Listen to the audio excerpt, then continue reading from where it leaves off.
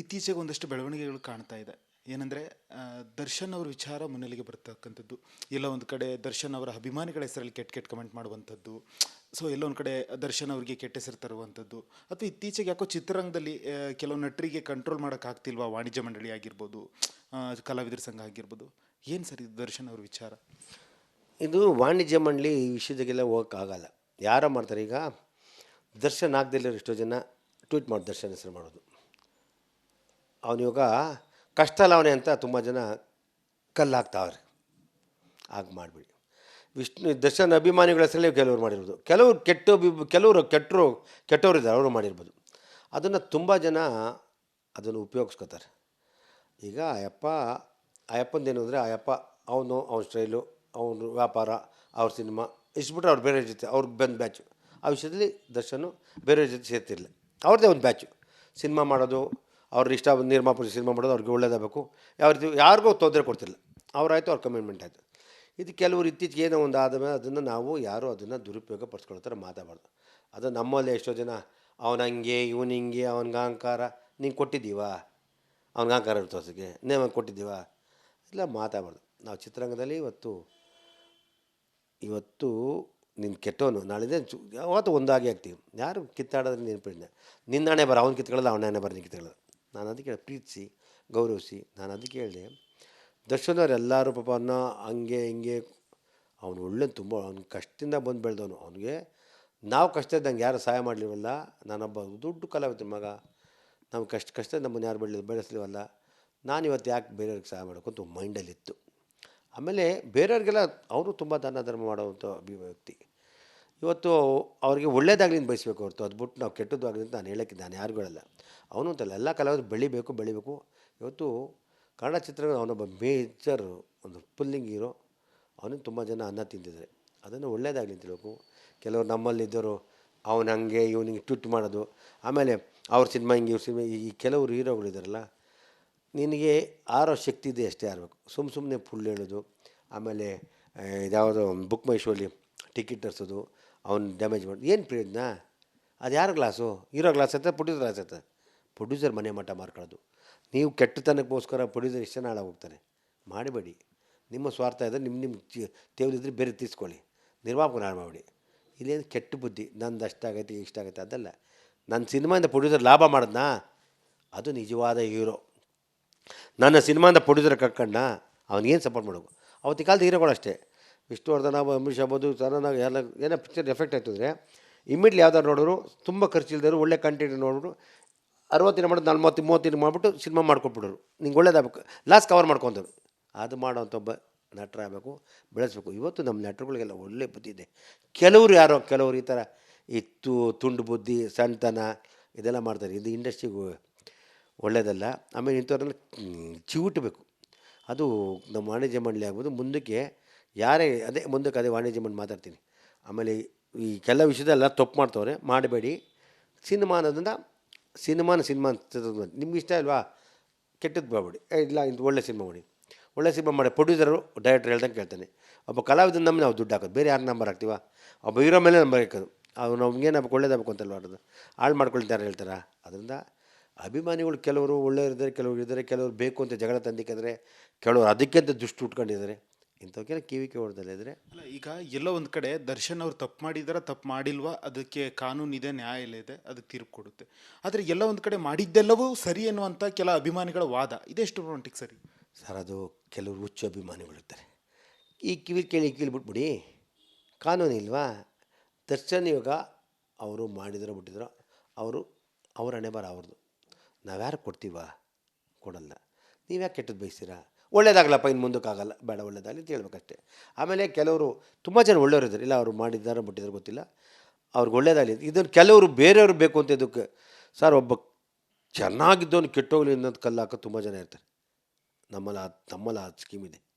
ಅದರಿಂದ ಅವರೀಗ ಒಂದು ಅನ್ಎಕ್ಸ್ಪೆಕ್ಟೆಡ್ ಒಂದು ಆಕ್ಸಿಡೆಂಟ್ ಆಗಿದೆ, ಅವ್ರು ನೋವಲ್ಲಿದ್ದಾರೆ. ಅವ್ರಿಗೆ ಒಳ್ಳೇದಾಗಲಿ. ನಮ್ಮ ಕೈಲಾಗೋದು 10 ಆಗ್ತದೆ, 1 ಓನರ್ ಹಾಕೋಣ, ಭಗವಂತ ಒಳ್ಳೇದಾಗಲಪ್ಪ ಅಂತ. ಅದು ಇಟ್ಕೊಂಡ್ರೆ ನಿನಗೂ ಒಳ್ಳೇದಾಗುತ್ತೆ, ನನಗೂ ಒಳ್ಳೇದೇ. ನೀನು ಕೆಟ್ಟದ ಪಕ್ಷ ನೀನು ಕೆಟ್ಟದಾಗಲ್ಲ. ನೀನು ಹೇಳಿದ ತಕ್ಷಣ ಕೆಟ್ಟದಾಗೋಗ್ಬೋದು. ನೀವು ದಿನ ಬೆಳಗ್ಗೆ 1000 ಜನ ಸಾಪಾಗ್ತೀವಿ, ಆಗಲ್ಲ. ಅದೇನಾಗಬೇಕು ಭಗವಂತ ಅದೇ ಆಗುತ್ತೆ. ಅದು ತಾಳ್ಮೆಯಿಂದ ಇರಬೇಕು ಅಂತ ಹೇಳ್ತೀನಿ. ಇದ್ರ ಜೊತೆಗೆ ಈಗ ಯಶ್ ಆಗಿರ್ಬೋದು, ಸುದೀಪ್ ಸರ್ ಆಗಿರ್ಬೋದು, ನಿಮ್ಮ ಒಡನಾಟ ಹೇಗಿದೆ? ಸೊ ಚಿತ್ರರಂಗದಲ್ಲಿ ಏನಾದರೂ ಮತ್ತೆ ಅವರೆಲ್ಲರನ್ನೂ ಒಗ್ಗೂಡಿಸಿ ಒಂದು ಸಭೆ ಮಾಡ್ತೀರಾ? ಒಗ್ಗಟ್ಟಿನ ಬಗ್ಗೆ ಆಗಿರ್ಬೋದು ಆ ಥರ. ಸರ್ ಯಶ್ ಆಗಲಿ ಸುದೀಪ್ ಆಗಲಿ ಎಲ್ಲ ತುಂಬ ದೊಡ್ಡ ಮಟ್ಟದಲ್ಲಿದ್ದಾರೆ. ಅವರೆಲ್ಲ ಅವರವ್ರದ್ದೇ ಸಿನಿಮಾಗಳ ಬಗ್ಗೆ ಯೋಚನೆ ಮಾಡಿ ದೊಡ್ಡ ಮಟ್ಟಿಗೆ ಬೆಳಿಬೇಕು ಅಂತ ಬೆಳೀತಾ ಇದ್ದಾರೆ, ಖುಷಿ ಆಗ್ತದೆ. ನಮ್ಮ ಕನ್ನಡ ಸಿನಿಮಾಗಳಿಗೆ ಹೆಚ್ಚಿಗೆ ಆದ್ಯತೆ ಕೊಡಿ, ಕನ್ನಡ ಸಿನಿಮಾಗಳು ಎರಡೆರಡು ಮೂರು ಮಾಡಿ ನಮ್ಮ ಇಂಡಸ್ಟ್ರಿ ಉಳ್ಕೊಳ್ಳಿ ಅಂತ ನಾನು ಹೇಳೋಕ್ಕೆ ಇಷ್ಟಪಡ್ತೀನಿ. ಯಾಕೆಂದರೆ ಇವತ್ತು ಒಬ್ಬೊಬ್ಬರು ಎರಡೆರಡು ಮೂರು ಮೂರು ಸಿನಿಮಾ ಮಾಡೋದು ಬಿಟ್ಬಿಟ್ಟು 2 ವರ್ಷಕ್ಕೊಂದು ಸತಿ 3 ವರ್ಷಕ್ಕೊಂದು ಸಿನಿಮಾ ಆಗ್ತಾಯಿದೆ. ನಮ್ಮ ಇಂಡಸ್ಟ್ರಿ ಕೊಲಾಪ್ಸ್ ಆಗ್ತಾಯಿದೆ. ಮುಂದಿನ ದಿನಗಳಲ್ಲಿ ನಾವು ಬೇರೆಯವ್ರು ಬಿಟ್ಕೊಟ್ಟಾಗ್ತದೆ. ಇವತ್ತು ಬೇರೆ ಭಾಷೆಗಳು ಹೆಂಗಿದೆ ಅಂದರೆ ಒಂದು ಒಂದು ಭಾಷೆ ಸಿನಿಮಾ ರಜನಿ ಇತ್ತೀಚೆಗೆ ಬಂದು ತಮಿಳ್ ಆಗ್ಬೋದು, ತೆಲುಗು ಬರ್ತದೆ, ಹಿಂದಿಲಿ ಬರ್ತದೆ, ಮಲಯಾಳಿ ಬರ್ತದೆ, ಕನ್ನಡ ಬರ್ತದೆ. 5 ಭಾಷೆ ಒಂದೇ ಆಗಿರೋದು ಬಂದರೆ ನಾವು ಹೆಂಗೆ ಉಳ್ಕೊತೀವಿ ಇಂಡಸ್ಟ್ರಿ? ಅದು ನ್ಯಾಯಾಲಯಕ್ಕೆ ಹೋಗಿ ತೀರ್ಮಾನ ಮಾಡಬೇಕು, ಕೋರ್ಟ್ಗೆ ಹೋಗಬೇಕು, ಯಾವ ರೀತಿ ಹಾಕಬೇಕು. ನೀವು ಬನ್ನಿ, ಯಾರು ಬೇಡ ಅನ್ನಲ್ಲ, ಇಲ್ಲಿ ಎಲ್ಲರೂ ಬದುಕಬೇಕು, ಎಲ್ಲರೂ ನಿಮ್ಗೆ ಇಷ್ಟ ಬಂದು ಡಬ್ ಮಾಡಿ, ಯಾವ ರೀತಿ ಮಾಡಿ, ನಾವು ಬೇಡ ಯಾವ ಒಂದು ಭಾಷೆ ಬರಲಿ. ಈ ಪುಡಿದ್ರೆ ಎಲ್ಲ ಹೋಗ್ಬಿಡ್ತಾರೆ. ಈ ಬೇರೆ ಕನ್ನಡ ಸಿನಿಮಾಗಳಿಗೆಲ್ಲ ಬಲಿ ಆಗ್ಬಿಡ್ತವೆ. ಒಂದೊಂದು ಭಾಷೆ ಇದೆ ಸಿನಿಮಾ, ನಾವೆಲ್ಲಿ ಉಳ್ಕೊತೀವಿ? ನಾಟ್ ಓನ್ಲಿ ಕನ್ನಡ ರಜನಿಲ್ಲ, ಈ ವಾರ ಆಗಿರ್ಬೋದು, ಬೇರೆ ಸಿನಿಮಾ ಎಲ್ಲ ಭಾಷೆಯಲ್ಲೂ ಬರ್ತದೆ, ನಮ್ಮ ಕೈಲಾಗಲ್ಲ. ಈಗ ಇಲ್ಲೇ ನೋಡಿ, ಕೂಲಿ ಚಿತ್ರ ಏನು ಆಗಸ್ಟ್ 14ಕ್ಕೆ ತೆರೆ ಕಾಣ್ತಾ ಇದೆ. ತಮಿಳ್ನಾಡಲ್ಲಿ ₹183 ಇದೆ ಮ್ಯಾಕ್ಸಿಮಮ್ ರೇಟ್. ಆದರೆ ಕರ್ನಾಟಕದಲ್ಲಿ 2,000 ಇದೆ. ಇದೆಷ್ಟರ ಮಟ್ಟಿಗೆ ಸರಿ ಸರ್? ಇದು ವಾಣಿ ಸರ್ಕಾರ ಆಲ್ರೆಡಿ ನಮಗೆ 200 ರೂಪಾಯಿ ಟಿಕೆಟ್ ಮಾಡಿದೆ ಅಂತ ಹೇಳಿದ್ರು. ನಿಜವಾಗ್ಲೂ ಅದು ಸ್ವಾಗತ ಮಾಡ್ತೀನಿ. ಯಾಕೆ ಇನ್ನೂ ಅದು ಆಡಳಿತಕ್ಕೆ ಬಂದಿಲ್ಲ ಅಂತ ಗೊತ್ತಿಲ್ಲ. ಪ್ರತಿಯೊಬ್ಬನು, ಒಬ್ಬ ಕೂಲಿ ಮಾಡೋ ವ್ಯಕ್ತಿ, ಆಟೋ ಡ್ರೈವರು, ಒಬ್ಬ ಕ್ಲೀನರು, ಒಬ್ಬ ಗಾಡಿ ಓಡಿಸೋದು, ಪ್ರತಿಯೊಬ್ಬನು 200 ರೂಪಾಯಿ ಕೊಟ್ಟು ಫ್ಯಾಮಿಲಿ ಸಮೇತ ಪಿಕ್ಚರ್ ನೋಡೋಕೆ ಪಿಕ್ಚರ್ ಒಳ್ಳೇದಾಗುತ್ತೆ. ನೀನು ಇಲ್ಲಿ 500 ರೂಪಾಯಿ 2,000 ರೂಪಾಯಿ ಮಾಡಿದ್ರೆ ಯಾರಿಗೆ ಬೆನಿಫಿಟ್ಟು? ಹೀರೋಗಳಿಗೆ ಬೆನಿಫಿಟ್ಟು, ಡೈರೆಕ್ಟ್ರ್ ಬೆನಿಫಿಟ್ಟು. ಈಗ 100 ಕೋಟಿ 120 ಕೋಟಿ ಕೇಳ್ತಾನೆ, 20 ಕೋಟಿ ಕಮ್ಮಿ ತೊಗೊಳ್ಳಿ ಬಿಡಿ. ಅವರ ತಾನೇ ಅಭಿಮಾನಿಗಳು ತಾನೆ ನೋಡೋದು. ನೀನು ಅಭಿಮಾನಿಗಳು ತಾನೇ ಸಿನಿಮಾ ಮಾಡ್ತಾ ಇರೋದು. ನೀನು ತೊಗೊಂಡು ಮನ್ಲಿಕ್ಕೆ ಬಿಟ್ಟು ಜೋಡ್ಸಕ್ಕೆ ಇಟ್ಕೊಂಡಿರೋದು. ನೀನು ನಿನ್ನ ಮಕ್ಕಳು ಹೆಂಡತಿಗಳಿಗೆ ಸರ್, ಪ್ರತಿಯೊಬ್ಬ ಅಭಿಮಾನಿಗಳು ನಿಮ್ಮನ್ನು ಪ್ರೀತಿಸ್ತಾರೆ, ಕೊಡ್ತಾರೆ, ಡಬ್ಬಲ್ ಆಗ್ತಾರೆ.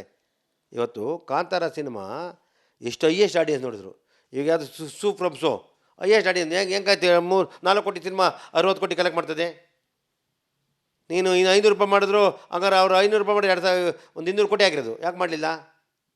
ಅದರಿಂದ ದಯವಿಟ್ಟು ಸರ್ಕಾರ ಮಾಡಿದ ಆಡಳಿತ, ಅದು ಮಾಡಿದ ಆರ್ಡರ್ ಮಾಡಿದ ಫಸ್ಟ್ ಪಾಸ್ ಮಾಡಬೇಕು ಅಂತ ನಾನು ಕೇಳ್ಕೊತೀನಿ.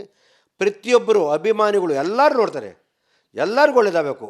ಪ್ರತಿಯೊಬ್ಬ 4 ಸತಿ ನೋಡ್ತಾನೆ. 600 ರೂಪಾಯಿ 2,000 ರೂಪಾಯಿ ಕೊಟ್ಟು ಹೆಂಗೆ ಹೋಗ್ತಾನೆ? ಅವ್ನು ಹೋಗ್ತಾನೆ, ಅವ್ರ ಗರ್ಲ್ಫ್ರೆಂಡ್ ಕರ್ಕೊಂಡು ಹೋಗ್ತಾನೆ. 200 ರೂಪಾಯಿ 10 ಜನ ಕರ್ಕೊಂಡು ಹೋಗ್ತಾನೆ. ಅಭಿಮಾನಿ ಬನ್ನಿ ನಮ್ಮ ಗುರು ಸಿನಿಮಾ ಕರ್ಕೊಂಡು ಹೋಗ್ತಾನೆ. ಇದು ಆಗಬೇಕು. 200 ರೂಪಾಯಿ ಕಂಪಲ್ಸರಿ ಆಗಬೇಕು.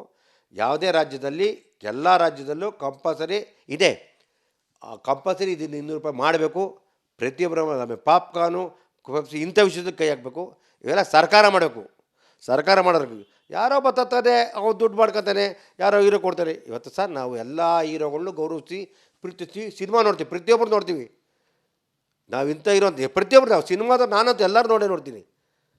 ಅದು ನಮ್ಮ ಧರ್ಮ ಕೂಡ ಒಳ್ಳೆಯದು, ನಾವು ತಿಳ್ಕೊಳ್ಳೋದಿದೆ, ಕಲ್ತಿಯೋದಿದೆ.